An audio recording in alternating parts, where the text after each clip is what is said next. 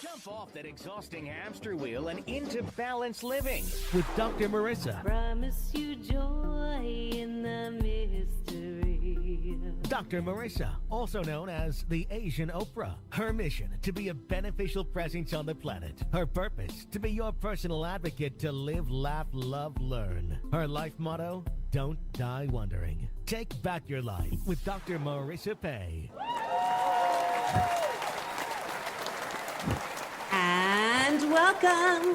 You are tuned into my weekly talk radio TV show called Take My Advice. I'm not using it. Get happy with Dr. Marissa every Tuesday at naturally high noon for the past 442 consecutive weeks. And broadcasting out of Burbank, California with UBN Go Studios, and then every Saturday at 6 p.m.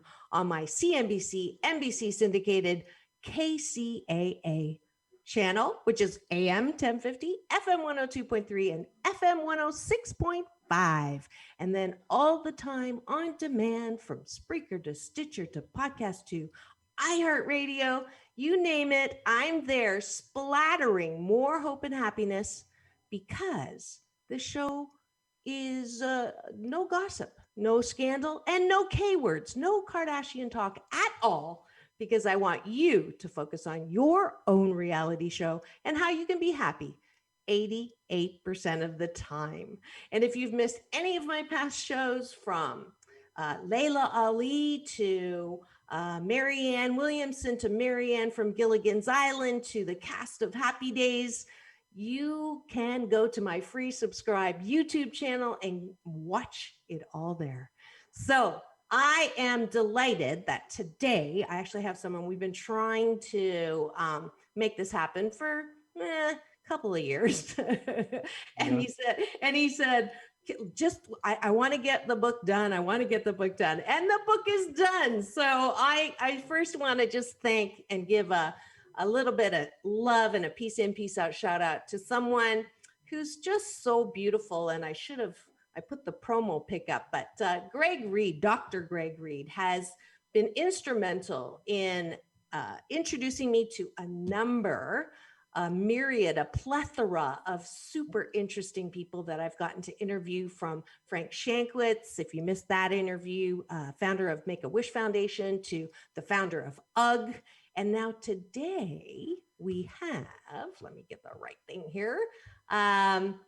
We have someone who since the mid 80s founded the charades-inspired game Pictionary, and it has sold over 38 million copies in 60 countries, making it one of the best-selling board games in the world.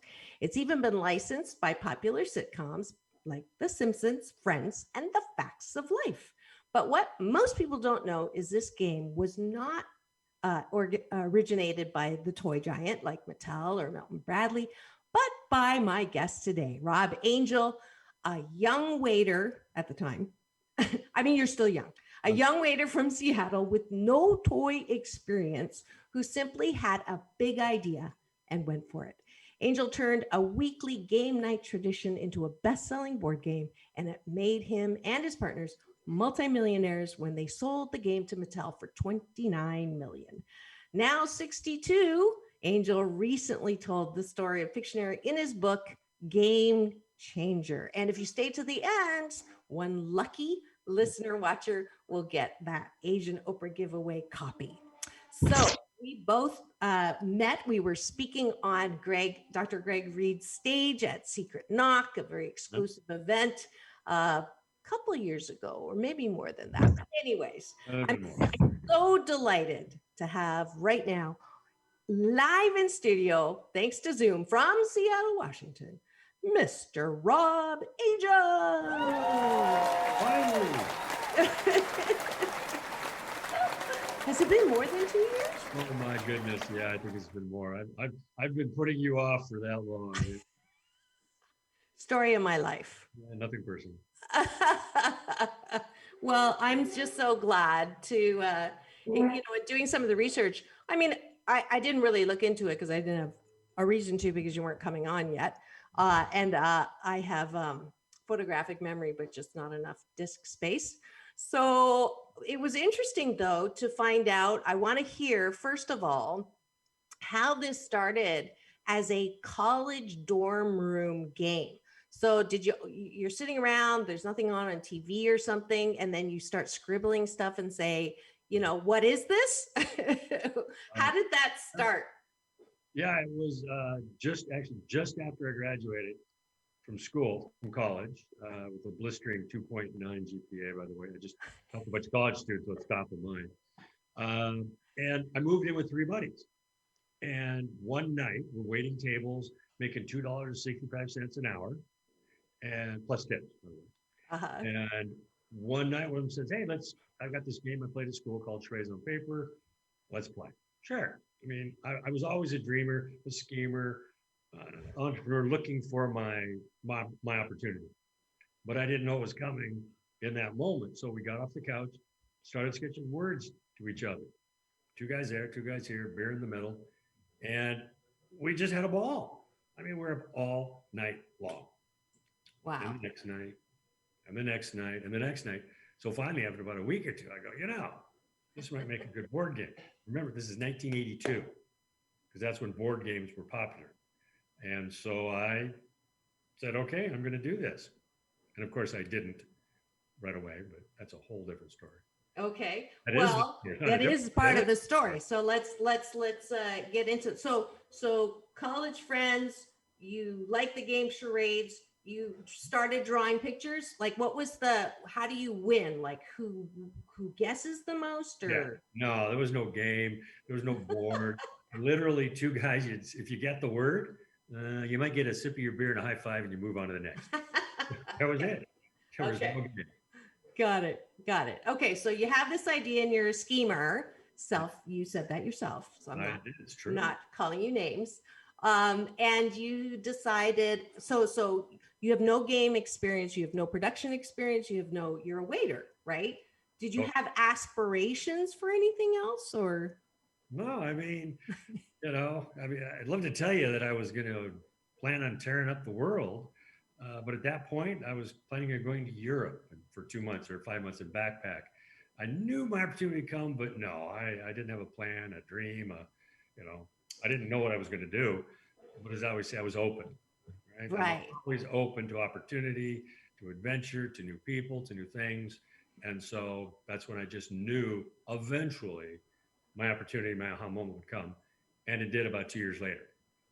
So, and I want to, I'm bringing this up because, and Greg has very strong feelings about this. I'm sure you already know this, yeah. But the whole idea of, creating a vision board and sitting and meditating and waiting for the ideas to come, or having, what you want and you have a picture of it. And so you're a great example of, you didn't have a vision board. You really didn't have this clear idea of what you wanted to do or how you were going to do it. So I don't know if that's a good example or it worked out. So it's a good example. It is a very good example.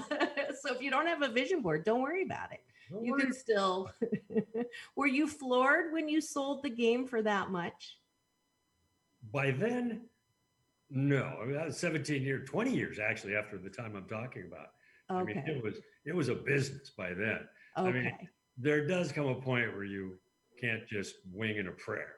Okay. So let's go there. So let's take this. So what do you wish you had known in that first maybe 5 years of inception that you didn't know then, and you sort of learn more trial and error than the other way? Oh, none of it. I'm glad I didn't know anything. Oh, good. Okay, good. Oh my goodness. If Pictionary started now, it wouldn't have been a success, or I wouldn't have been a success. So what it was this vision board. I get it. I mean, I visualize now and all these things, but back then I was 22. By then I was 25 years old. Never done a board game before, never really done anything. And so I overthought it, right? I couldn't lose the idea. I couldn't lose the thought of creating this game, but I didn't know how. So I got into my head. I overthought it, and I became the biggest obstacle to success. I'm even getting started, forget success. I Mm-hmm. can visualize that. Mm-hmm. And so my intention was to create a game that was as fun for me and it would be for other people. That was it. It wasn't to create this business, it wasn't to make $1 million, it wasn't to sell 30 million games. It was just to have other people enjoy this like I did. And so Mm-hmm. I had to get out of my head. So I see I the think, therefore, I'm screwed. I think, therefore, I am screwed. I like that a lot. And so whoever they are, they say, break it down to its easiest task. And that's what I did. So I broke it down to its easiest task, which were in this case was making the word list. But overthinking is my strong suit. And that's what prevented me, that's true, from getting started. You have to get started, and I couldn't do it. And then all of a sudden, this fear, I think you said earlier about the what if. Well, what if I don't do it? So the fear of what if actually kind of drove me to get started. But I broke it down to its easiest step, and that was the word list. Now, what the deal is now, or what they say is write out all the steps, take the first one and knock it off. Get that one done. I couldn't do that. Because if I read all the steps, now I'm thinking about all the steps. And overwhelmed by all of the My steps. goodness, overwhelmed. Yeah. It was my middle name. Right. My middle first and last. So let me stop you for a second, because you're being so self-aware about how you were. Did you have any people in your upbringing who said you're really not going to amount to anything because you overthink stuff, or you're paralyzed by indecision, or you don't know what you're doing? Did you have anybody who didn't believe in you or did believe in you? Oh, yeah, I had very loving parents that loved me. So I felt loved and I felt I could do anything, but I also didn't have anybody pushing me. Didn't have anybody saying, you can do it, Rob. Here you go. You got the tools. So it was more just always within me to want to do this. My dad got fired. My dad got fired from his job when I was like beginning of college. And in that moment, I knew I was never going to work for anybody else. I didn't want anybody to have control of my life. I always wanted to be in control.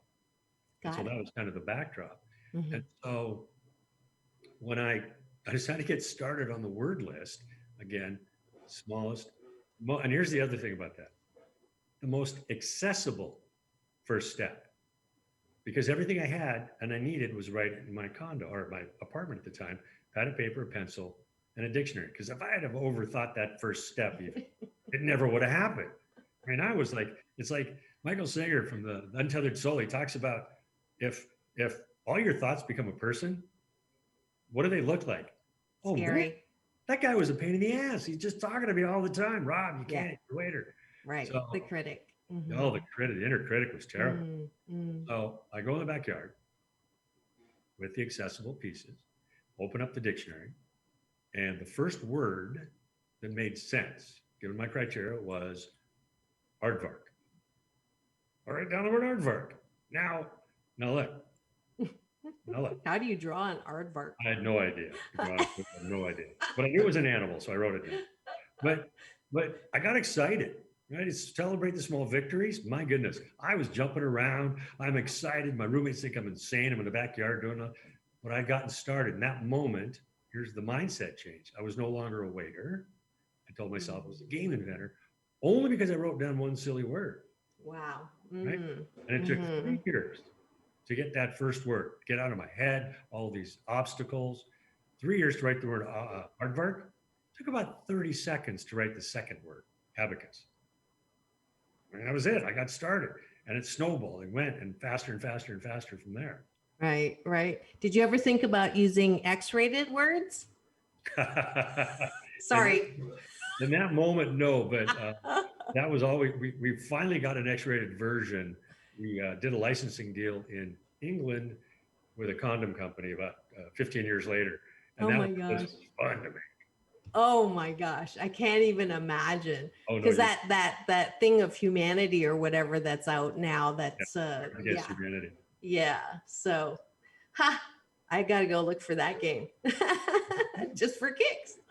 All right. So then it began to snowball. You're gaining some confidence. I can do this. You're out of your head. You're into your inspiration, Yep. right? And then how did you even think, like, who did you go to? Venture capitalists? Do you have any idea? You're a waiter. So where's the business? What was your degree in? With business? Don't tell me psychology. No, heck no. Oh, Business administration, which is the degree. You're in business, but you have no idea what you want to be. okay. When I Like graduated, communication. Yeah. exactly. Right. Okay. So then your next step was? Get a couple of partners smarter than me. Okay. I always like to joke I'm the smartest guy you know, because I know I'm not, right? I know my limitations and I know what I'm good at. And I like marketing, sales, creating, being out there. But to run a business, I'm not your guy. If I'm running my business, it's going to fail. So I got a partner that was the best partner in the world, smart guy, graphic artist partner. And the three of us made this beautiful, perfect partnership. We complemented each other, had different skill sets, and it couldn't have gone any better. Did you go to college with these guys? No, I met them randomly. Oh, but wow. I met them randomly through friends. But as soon as I met them, I knew they were the right guys. They resonated. We had the same core values. We had the same attitudes, the same everything about life, not just the game. We can find somebody to do your accounting. You can find somebody to run your business. You can find somebody to, buy into your vision, really. Right. We can do all that. But it was these core values that we shared and we instantly knew. And so there was no farting around with it. It was like, oh, you're the guy, smart. We share this thing together. Yeah. And it was perfect. Yeah, that's not normal. You know that, right? Because getting a business partner these days is like, everybody's got the little bit of the, what are you going to do to screw me? Or do I really know you? Or do I need to protect myself? Blah, blah, blah. So what would you say the top core value was that bound you? Integrity and trust. Beautiful. I already know that. It was. Are you still together? Yeah, one of the partners died of AIDS in '95. Oh, I'm sorry. But the other two eventually went up with the second one. Yeah, we're all still great friends. We talk. You play once a week? I'm just kidding. Yeah. I played twice in the last 10 years, both times with my kids and both times with my ass kicked. Oh. Don't be on your team. I'm terrible. Good. All right, then I'll play against you. I love that game. So yeah, it was a little funny. I played with some friends and I'm very competitive. I know you can't believe that. No. And yeah, so they're like, can we just play and not keep score? And I'm like, oh, okay. So we were playing and everything. And they go, say, isn't this a lot more fun? And I'm like, oh yeah, it's 5-2. We're winning. It's more fun, but you don't have to know that. Right. So then you got together with this team that knew what to do. You found an investor or? Yeah, we had my uncle who was wealthy. He invested, but the deal was, just to back up, when I was in school, I waited tables, I put myself through college, and I ran out of money in my fifth year. Because I had to put myself through school. And I was tired and I didn't want to quit again to earn money. I borrowed $2,000. The deal was I had to pay him back starting 9 months after I graduated. No set amount. That was the deal. So 9 months, I wrote a check. Anybody remember checks? I wrote a check, dropped it in the mail and sent it. On the months that I didn't have any money, I'd write him a note. Dear Uncle Jerome, no money. Hope you're having a good day. He didn't care that I paid. He just cared that I acknowledged the debt. So when I went to him for the investment, he didn't give a crud about Pictionary. He just knew I had integrity. Interesting. Beautiful. And that's why he put up the money. That's why integrity was always so important to me. Right. Parent instilled, do you think?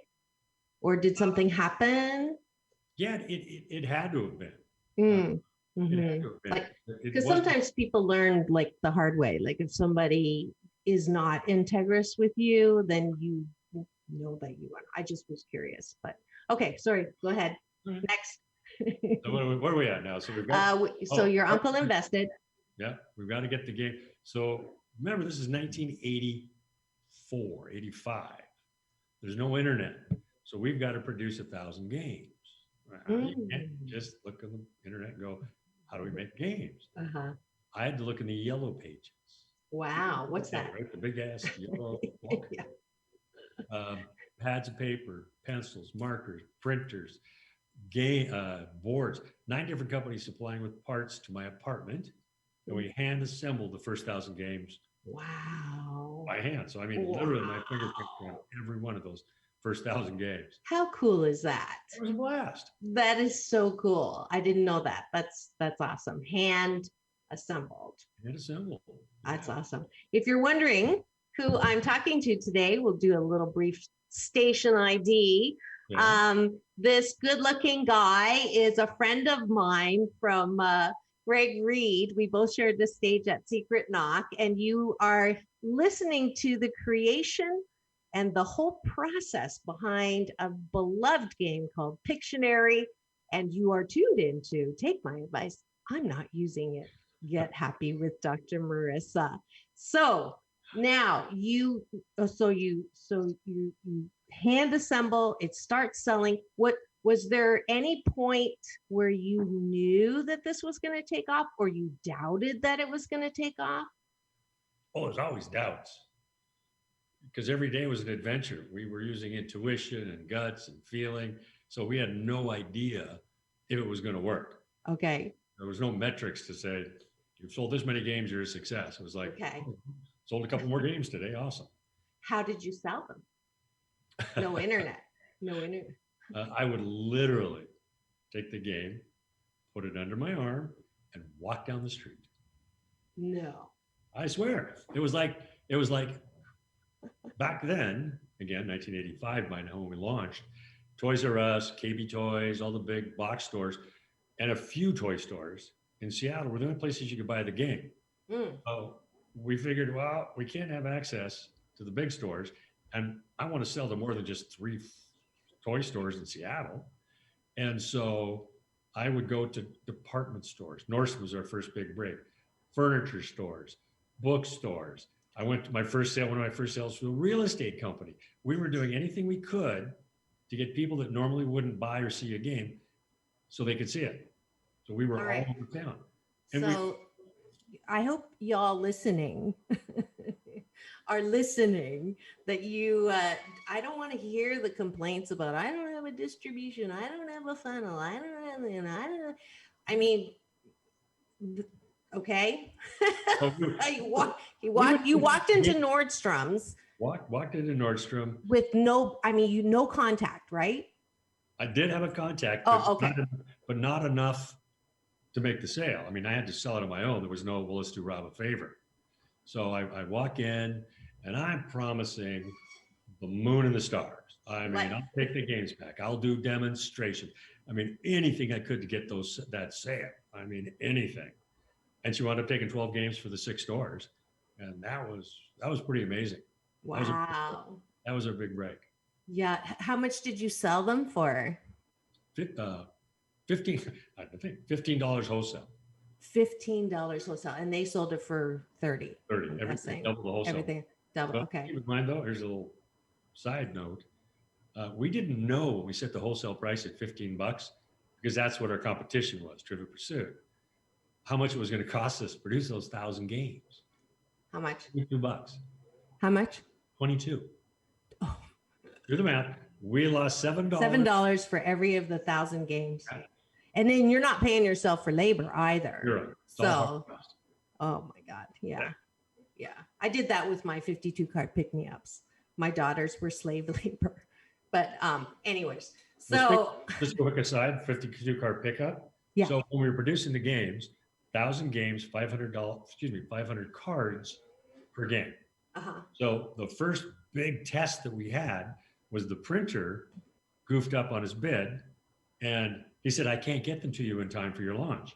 So instead of getting a stack of 500 cards 1,000 times, so we just put them in the boxes, they weren't collated, they weren't sorted.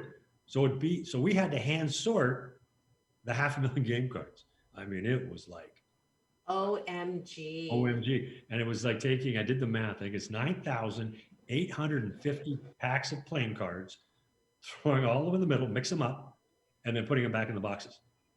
Wow. That's what we had to do. That's, yeah. Yeah, we got it done. Yeah. Yeah. Sincere bonding time. That was the upside, right? That was exactly what it was. That's when I knew I could trust my partners. We knew we could overcome any obstacle, because at that moment when it happened, I freaked out. It was my big freak out. Uh-huh. I mean, we're never going to sell the games. We're not going to get a launch on time. And I was devastated. Yeah. But by the time we were done, we realized it happened for us, not instead of to us. Yeah. I didn't know that at the time. Back then it was like, "Arr." I'm sure. So we're just curious, growing up, were you a glass half full person or a glass half empty? I've never been asked that. Really? That's me. Always half full. Half full.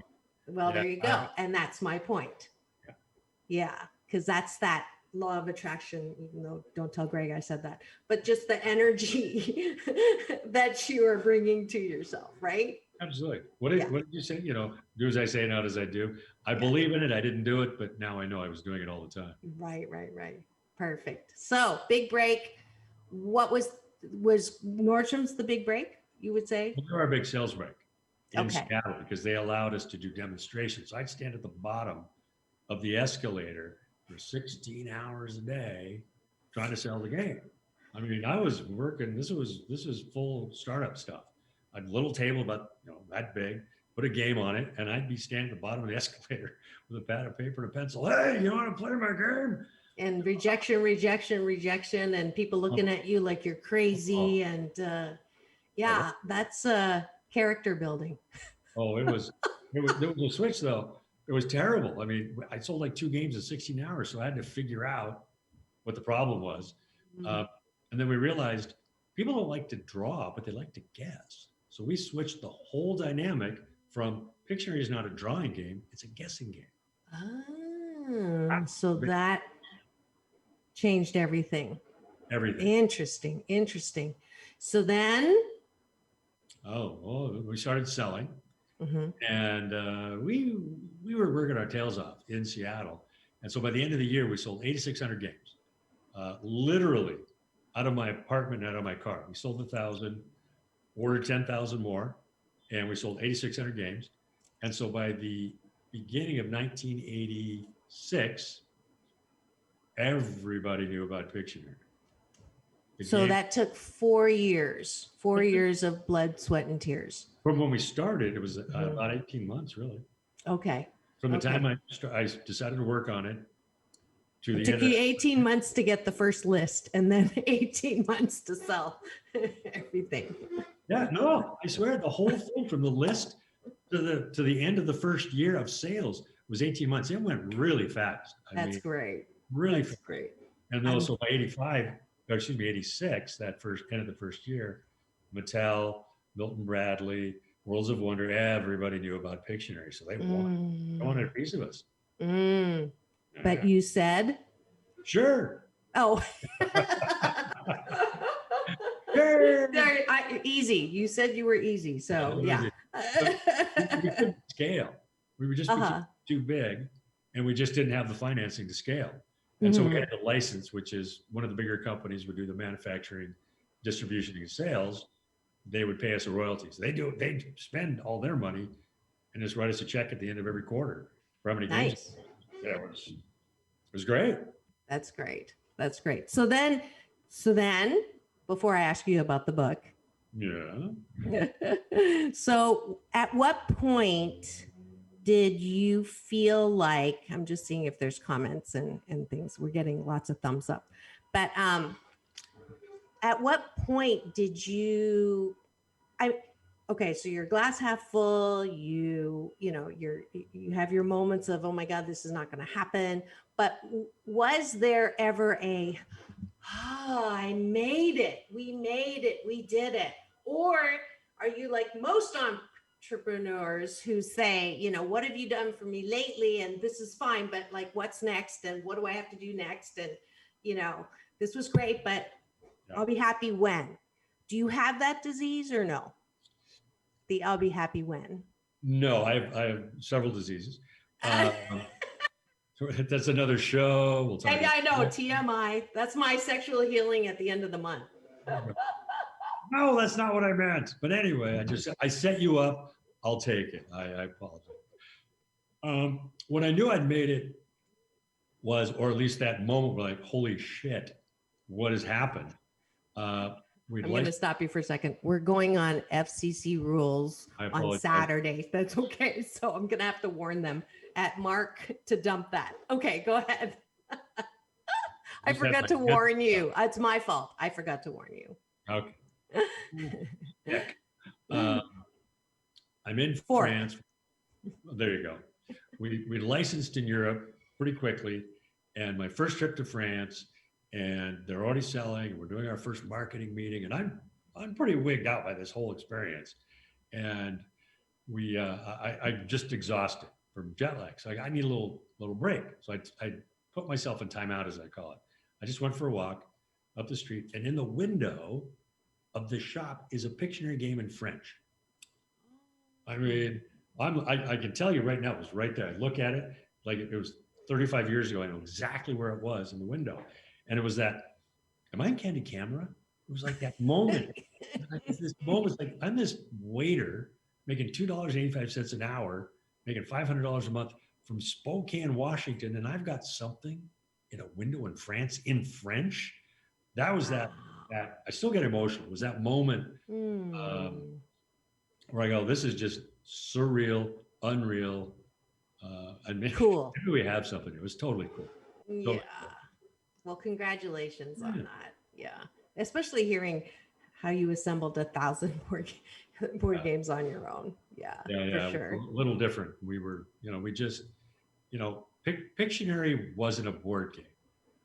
Pictionary was an emotion. That's why it resonated. That's why so many people still play it and love it. You may not remember the words, but you remember the emotion when you play the game. That's why it resonates. It's like a rock concert. You remember the feeling, right? You're communicating, you're collaborating, you're having fun. And that's what Pictionary was. That was the brand, not the name. That excitement. And that fun.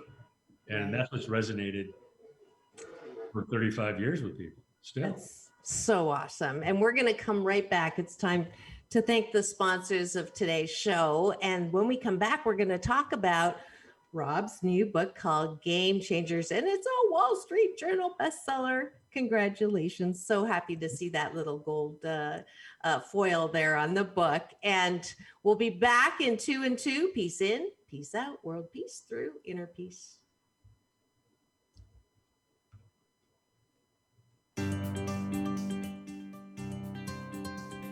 Do you want to be your best self? Of course you do. But how? Dr. Marissa here, and you know me as your personal happiness cheerleader. And right now, especially now, it's not easy to be your best self when everything around you is all fluxed up. Well, I found a fabulous site with a myriad of helpful, easy to use tools to explore and excavate your best self. From journals to planners to discovery decks, the Best Self Hub has everything you need to create work-life harmony and live a life you love. Go to www.bestself.co and use promo code Dr. Marissa to get 20% off. Discover your best self today.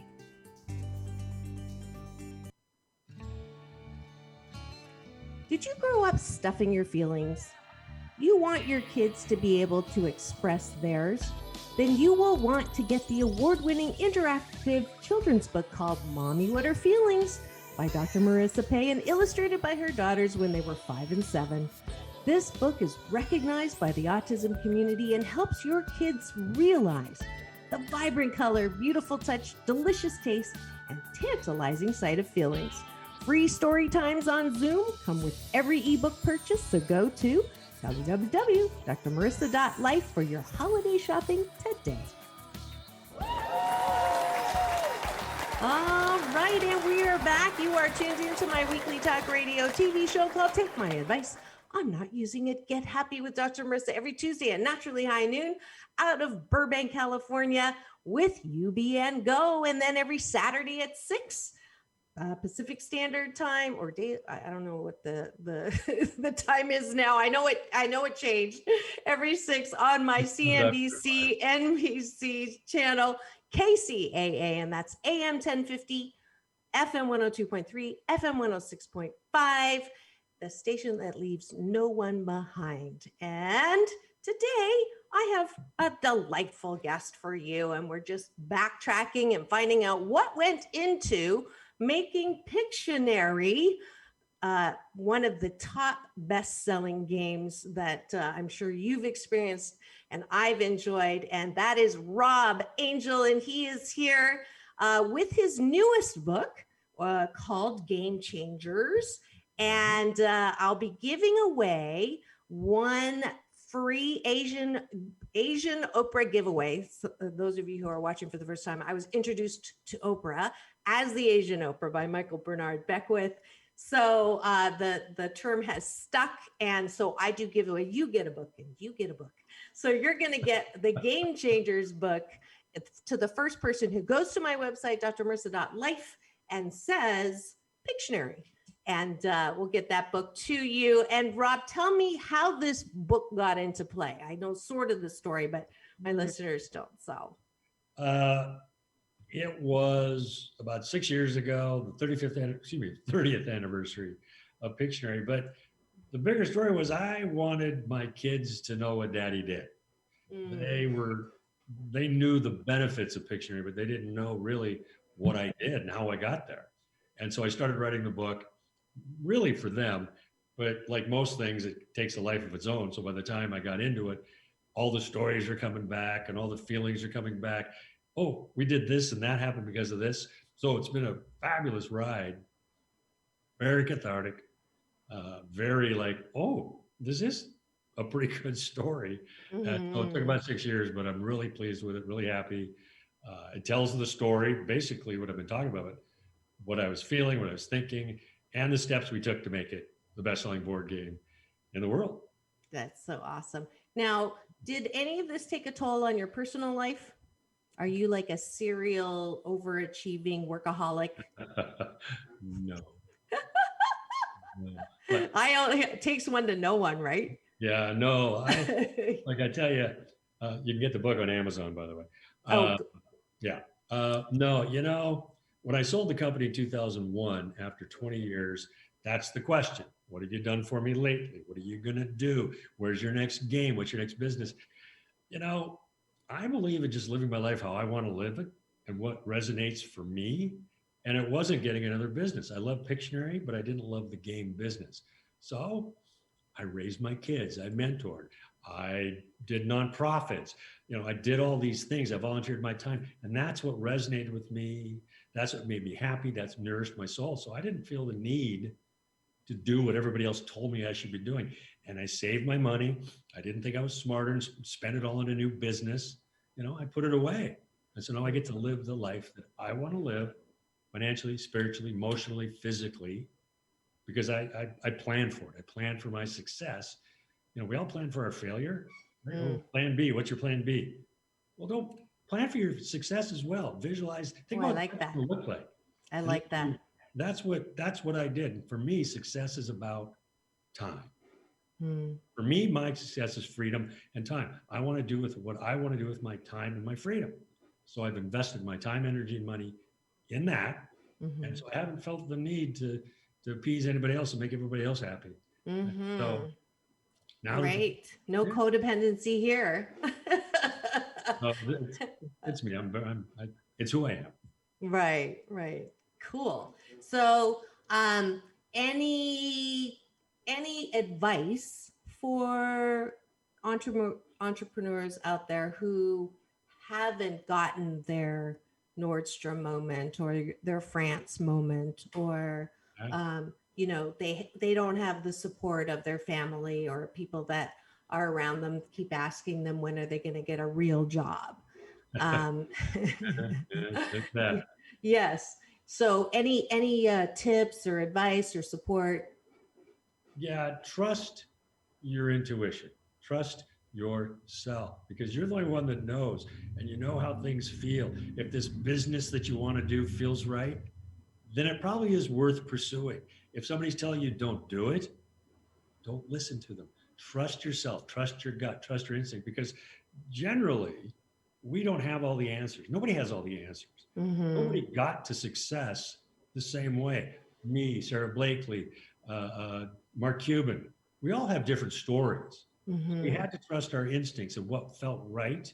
And it's an emotional thing. It's not a business decision. Business is easy.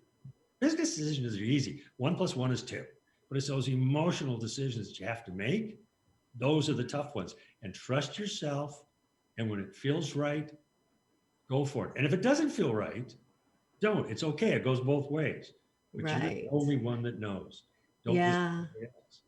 Thank you for that. That's an unexpected personal thing for me because sometimes I think, there's so many experts out there and they want you to, do this and you got to do that and, spend 5,000 and invest in this and a funnel and da da da.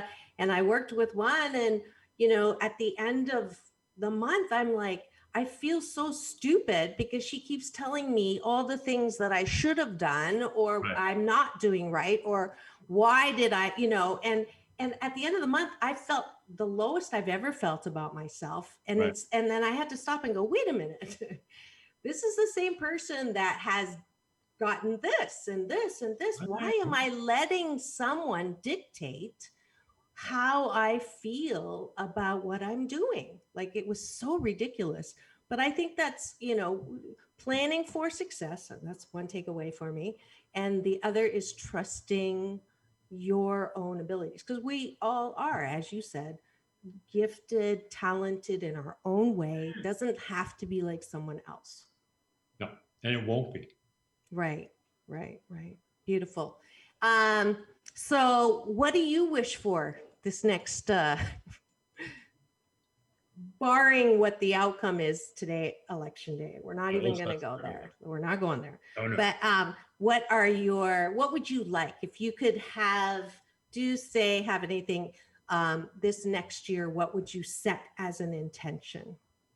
Yeah, I mean, my intention that I have set is I'm taking the next 2 months off. I mean, I spent 6 years on this book and it just took up all my brain power.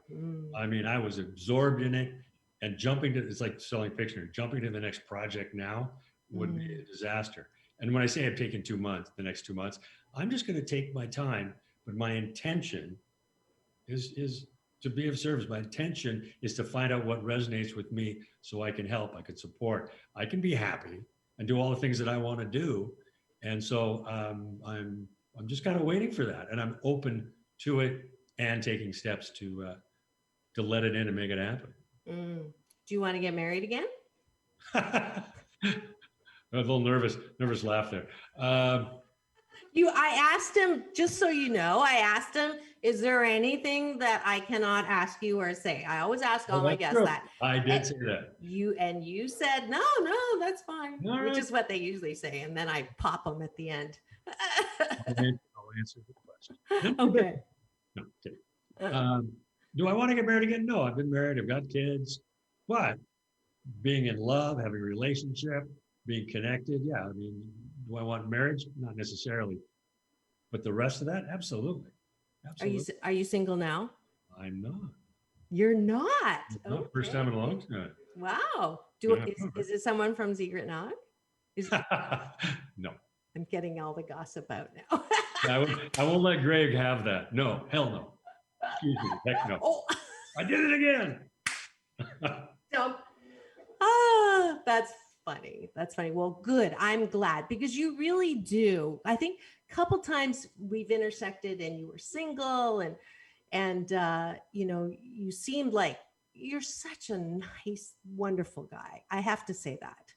And I'm glad that you're with someone with that kind of feeling tone. So yeah, I'm happy for you. Just 2 seconds. Yeah.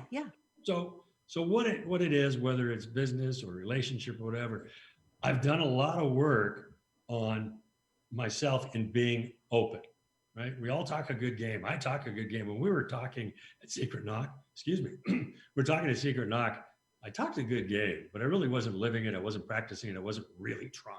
And for the last couple of years, it's like, you got to walk the walk, guy. And Yeah. so I've done a lot of work, meditation, all I this. can see it. Yeah, and it I just can feels definitely great. see it. Yeah, it feels great. So nothing just That's happens. beautiful. So that segues into my final question that I ask all of my guests, which is, to who or what are you most grateful for?